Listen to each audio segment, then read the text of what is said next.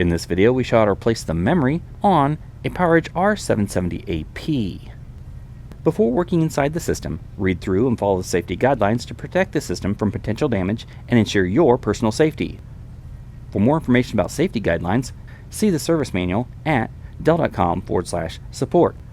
With the cover and air shroud removed from the system, to remove the memory, pull back on the retention clips to free the memory and then lift the memory up out of the system.